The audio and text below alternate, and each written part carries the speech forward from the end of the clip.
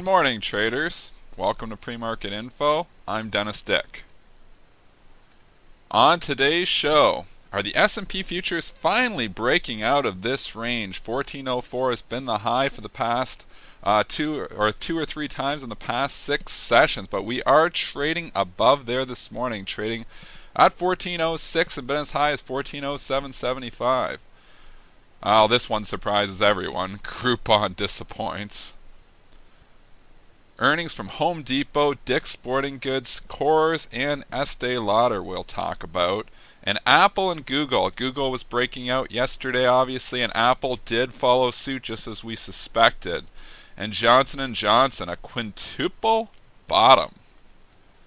First, let's go to the S&P futures here. We are trading up here this morning above this critical resistance area that we have been talking about, this whole 1404 area where we have talked out multiple times here in the past. Just looking at the 5-day chart on the S&P futures, this is the area that we were talking about, this whole 1404 area, which has been critical resistance. But as you can see here, we are getting above there this morning, just trading slightly above there, actually bouncing off there a little bit here just a few minutes ago. But we are trading up here, so finally getting up a little bit here. We could be making a run for that 52-week high at that 14.1325 area. That's what we've been thinking we've been going to drift up to, and maybe we'll make a run for there today. But obviously, we're still an hour before the open. We do have retail sales coming out, so there is some drivers that could move this market in either direction. So you want to keep an eye on the overall market and still keep an eye on that 1404 area. Lots of stocks in the news. We've got retailers reporting, but first I want to start with the big disappointment. Here today, once again, always disappointing, Groupon, $5.95 it's trading at right now in the pre-market. They actually did beat their estimates. They made 8 cents against estimates of 3 cents, but they missed on revenue numbers. Downgrades across the board this morning. It's just a complete mess for Groupon. Obviously making new all-time lows here again. Where this stops, nobody knows. We've obviously said a few times that we would not be buyers of this stock anywhere. I do not like this issue. I think it does continue to drift down. I think when you get these rallies, you've got to use those as opportunities to sell. 4 or 5 downgrades today. Here's an interesting one. Credit Suisse lowers their price target to 11 from 20. Thanks a lot, Credit Suisse. That one really helps us out a lot. Home Depot reported earnings here this morning too. We've got a lot of retailers. This is like retailer earnings week here. Home Depot reporting here this morning. 53.50 is where it's trading at after closing at 52.82. So it is getting a little bit of a lift here in the pre-market. $1.01 versus estimates of 97 cents. The revenue was a bit light, but they did raise their full year estimates up a nickel there. So it is getting a little bit of a lift here. Trading quite a few shares, 93,000 shares here, mostly in this 53.50 area. Obviously, keep an eye on the high we were talking about yesterday, 54.28, and even the 54 number, we haven't been up there for a month, so you might find some institutional selling pressure up in that 54 area. Again, if for whatever reason the stock opens and starts to peel back, I still think you'll find buyers in the 52 area. Dick's Sporting Goods reported here too. This one was actually trading a bit higher right off the hop, but has turned around and started to trade down here now. 65 cents against estimates to 64, so they beat by a penny. Doesn't appear to be enough. The stock is trading down at $50.09. Was trading $49.90 just a few minutes ago, so is a bit weaker here. Obviously, this 49.87, we've bounced off that level and just in the pre-market, but you start to get below here, it really starts to open up. So I would be nervous. I'd probably be really nervous buying this thing just below 50 because there isn't a heck of a lot of support until you get to the August 2nd low at 48.25. So a little bit nervous here on this one. The chart's been rounding up there. It doesn't look great. The earnings report wasn't great. So it wouldn't surprise me if this does find some selling pressure coming in here. I know we're trading down only 40 cents right now, but wouldn't surprise me if you do find some sellers in Dick's today. Michael Kors, K-O-R-S, trading up significantly here in the pre-market. they did everything right. 34 cents they made against estimates of 20. They raised their full year guidance up to $1.32 from $1.12. So raising guidance, beating by a landslide. Michael Kors is off to the races here, trading 48.38 after closing at 42.35. So that stock doing very well here this morning. Going back to May 2nd, you had a high of 49.50. That would be my major reference point. We're a buck away from there, but it wouldn't surprise me if we did see that today. Obviously, after that, you have the psychological $50 level, but we're not that far away, so we could see that area today if the rally continues. Obviously, if we start to pull back significantly, this old high of 45.20 would now provide support. So you got a lot of air. We're right in here in this whole area of air, so you want to be careful because there isn't a lot of reference points in this area until you either get up in that $49.50 or $50 area or get back down in this $45 area. Lots of air in that one. Estee Lauder also reported earnings here this morning. Stock is trading up significantly as well. We did talk if you got above this whole 57.01 high, there wasn't a heck of a lot until 60. That's what we were saying yesterday morning. Well, we are trading in that area right now. We are at $58. So just like I said yesterday, I'm going to say it again here today. I don't see a heck of a lot of resistance until 60. So it wouldn't surprise me if this stock did see $60 today. On a pullback, obviously, you're going to find major support down here in the mid-55s now.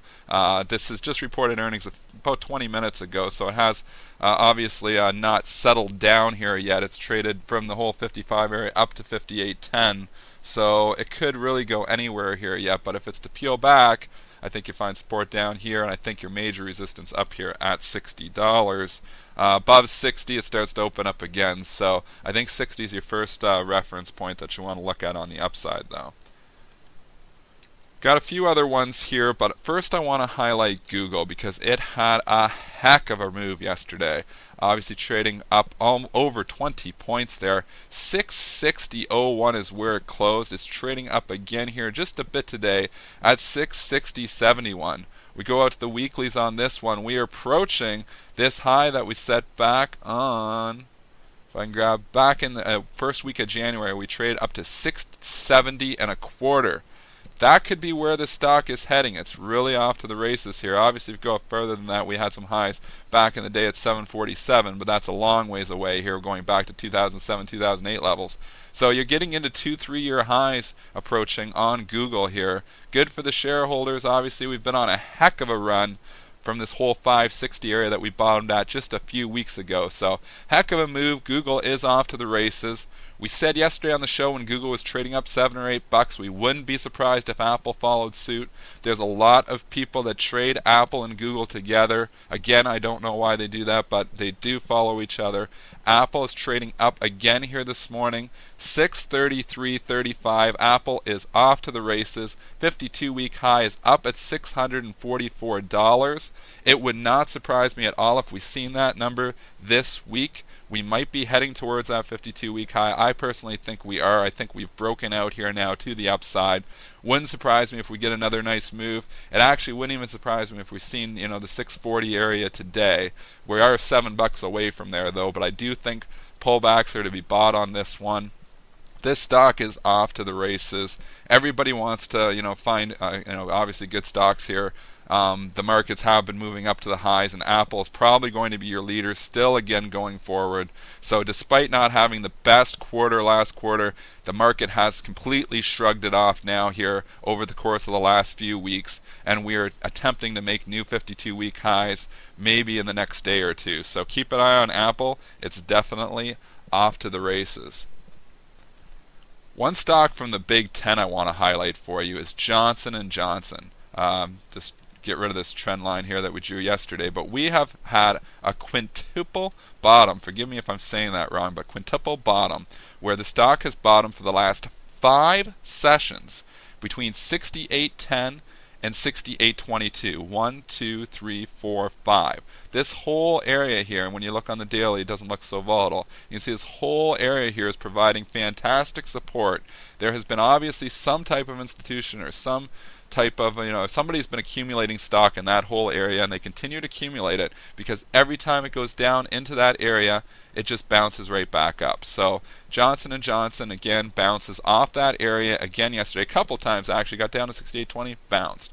Down to 68.17, bounced. You can see back here that the other day is bouncing, bouncing, bouncing, bouncing. So Johnson & Johnson continues to bounce off that 68.15 area. If it pulls back down there again, maybe it bottoms there for the 6th time again. So keep an eye on Johnson & Johnson. If it can start to get above 68.75, then it can start to move higher here again too. So has been tight for Johnson & Johnson, but has found some nice bottoms here in this whole 68.15 area.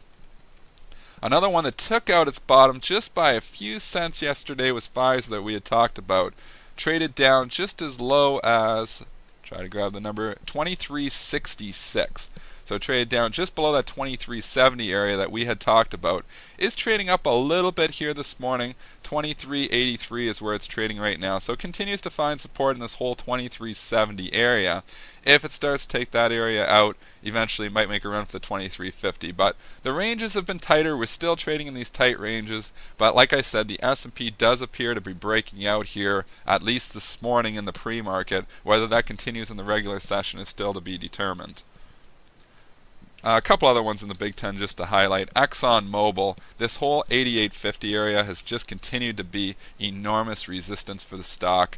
Didn't quite get up to that area yesterday, just looking at the 5-minute, but you can see we've topped out multiple times right in the 88.45 to 88.49 area, as we've cited that there's been some huge institutional selling pressure at 88.50. High frequency traders figure that out and they sell in front of it, and you have this whole 88.45, 88.48 tops as the high frequency traders are leaning on that 88.50 level. So this morning, ExxonMobil has traded up to 88.50 once again in the pre-market. One trade is down at 88.35, now offered at 88.45. So wouldn't surprise me if off the hump we open in this resistance area, which is a nice setup. Obviously, if it takes out 88.50, then the stock can make a run for 89. But until 88.50 goes, I'd continue to play it probably from the short side in this area as those high frequency guys continue to give you resistance. Wanted to just highlight Manchester United because it had a heck of a move yesterday off this whole 14 area. We had some people saying in the pre-market, oh, it's taking out 14. And yes, in the pre-market yesterday morning it was trading below 14. But something you need to remember is that the underwriters who are supporting the stock at 14 don't trade in the pre-market. So once the stock opened in the regular session, it opened at $14 even. And the underwriters supported it there once again. Well, I guess the market got sick of seeing a trade between 14 and 14.05 because they started to buy it. Once they bought the stock and got it up to this whole 14.25 area, it broke that high frequency tractor beam that I had been talking about and had done the video on. Basically, between 14 and 14.05 the stock traded because as the 14 was being supported by the underwriters, high frequency traders were buying it at 14.01 and flipping it out at 14.02, 14.03, 14.04, 14.05. So they were leaning on the 14 and flipping it out for a couple of cents and collecting their rebates in the process. What that does is it actually holds the stock down because there's so many high frequency traders playing that game that their offers at 14.03, 14.04, 14.05 act as resistance. Once it gets above 14.25 and doesn't pull back, all of those high frequency trading scalpers have now exited their position and the stock is actually free to move higher.